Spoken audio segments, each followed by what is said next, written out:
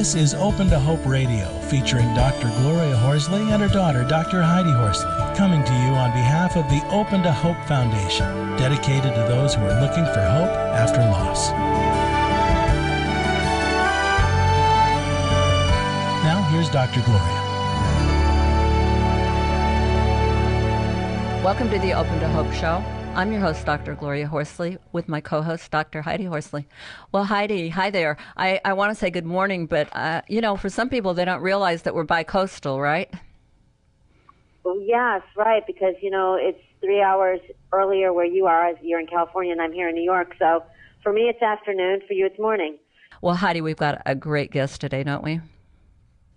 We do, and this is someone that has also transformed her life after the loss of her own mother, and has written an amazing children's book, and I'm excited to have her on today, and I will introduce her. Her name is Amy Rovere, and Amy is a writer, editor, and artist, and she works at the American Cancer Society and helps create books for patients and families who are coping with cancer.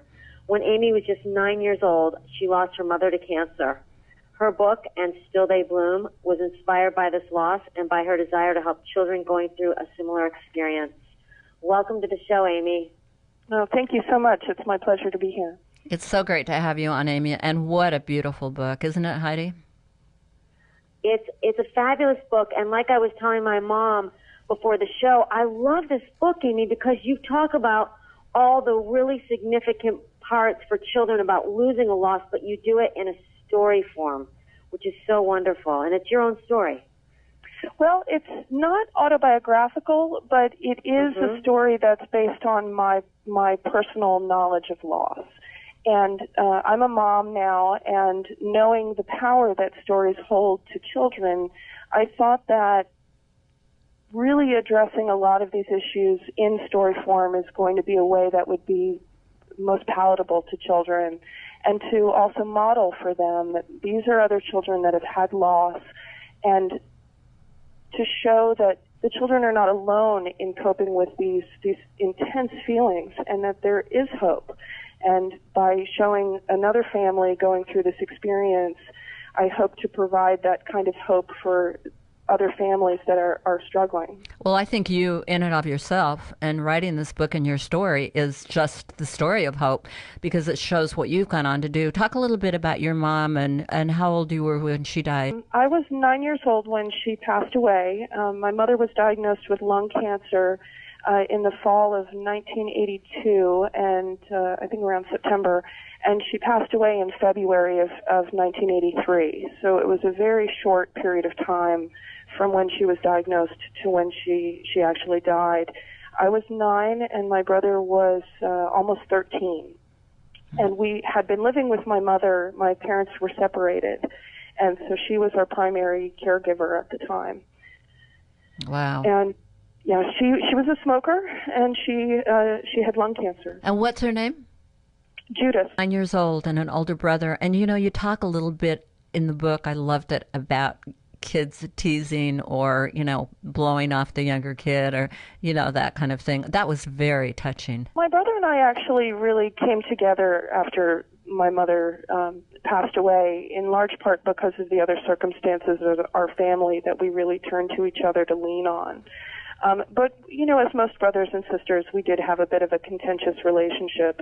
So there was some of that in terms of we went through different phases of, wanting to play and be a normal kid. And we weren't always on the same page about when we were really in the throes of grief and when we were trying to put one foot in front of the other and just be, go ahead with our lives and be a normal kid. So there was conflict, and there was some of that dynamic that you see in the book.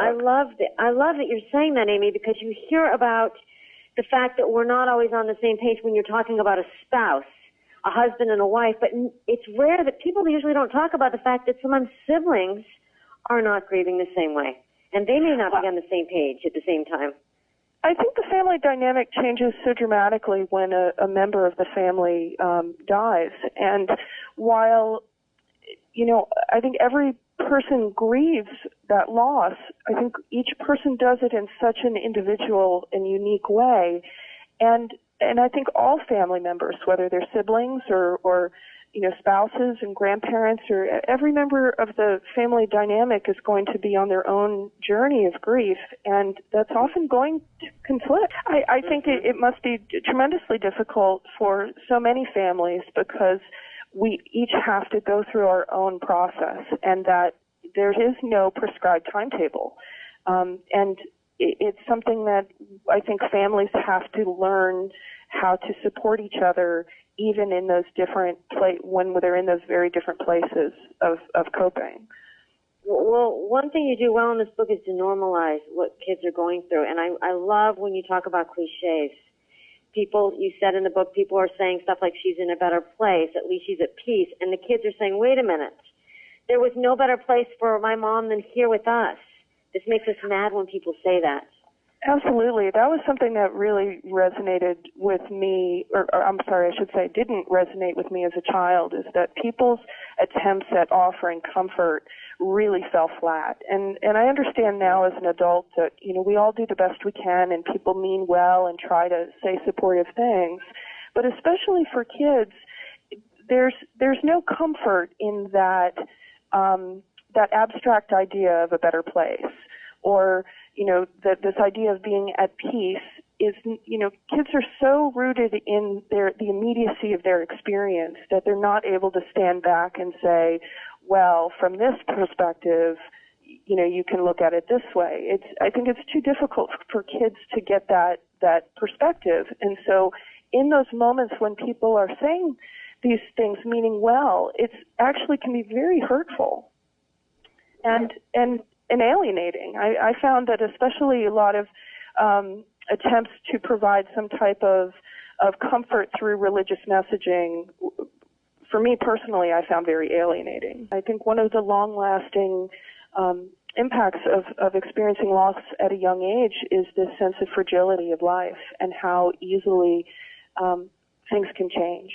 And that has really stuck with me throughout my life, in this awareness that just because someone is here now doesn't mean that they're going to be there tomorrow. And I've had to learn how to cope with that anxiety and how to try to channel it into a more productive way of allowing me to cherish the time that I do have with people, rather than agonize over how brief it may be. I do know what helped me, and what has helped when I've had conversations with my daughter about loss, is knowing that there is a plan in place, so that in the event that I'm not going to be able to be here to take care of her, that there will be people that are going to take care of her, and she's not going to be left on her own. I think it's important that children know what those plans are, especially in the event that there has been a loss and these issues may be, really in the forefront of a child's mind, that can provide comfort in knowing that, Aunt Paula is going to be here for you. And I think that can go a long way. I love that you did this, Amy, because in the book you reassured the other children that Father reassured them that he was, healthy and et cetera, but you put a plan in place, and that the research supports this, by the way. It says that's exactly what you need to do, and like my mom said, I worked on a 10-year study with Columbia University with the fire department, and that's exactly what we did. The kids had so much anxiety. Their father had died. What was going to happen to their mother? And they needed to be reassured. Well, and I think it's really important that we are not dismissive of these concerns that children have. Because in that situation, you could say, oh, don't worry about it, I'll be fine. But that's not really going to address that fear that the child has. Now, Amy, I wanted to talk a little bit about the American Cancer Society publishing your book and what they do. I mean, it's wonderful that they have this publishing. Yes, there are 66 titles in print currently, and the titles run the gamut from, there's a large number of children's books. There are cookbooks. There are books that are about caregiving and other types of coping in family dynamic, and as well as site-specific titles that provide detailed information about specific types of cancer. That's wonderful. Now, how will I find that? Where do I go? Sure. www.cancer.org/bookstore. And the cancer.org website has a tremendous amount of information for people that have either been diagnosed with cancer or are concerned about their risk or are looking to connect with other cancer survivors. And then there is a bookstore on the site where you can purchase our books. Well, this is a beautiful book, and the work by Joel Spector is the artist that did the art. It's absolutely gorgeous. Oh, he's phenomenal. I was so moved by his work, and it was very important to me that the illustrations bring a sense of life and hope and light to the material, which obviously is quite heavy. And he just did a beautiful job portraying the real emotions that the children experience. And I was so pleased with his work. He's just a phenomenal artist. More than anything, I really want this book to help start conversations between family members. I think talking about grief is such a huge part of the healing process. Thank you so much for all you're doing to help grieving families, and thanks for being on the show today. Oh, my pleasure. Thanks, Amy. Thank you for having me.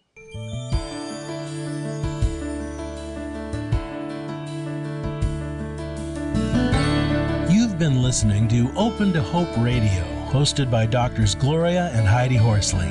Like today's edition, all of our past programs are available on demand at opentohope.com, along with helpful articles, videos, resources, and links to help get you through the toughest time of your life.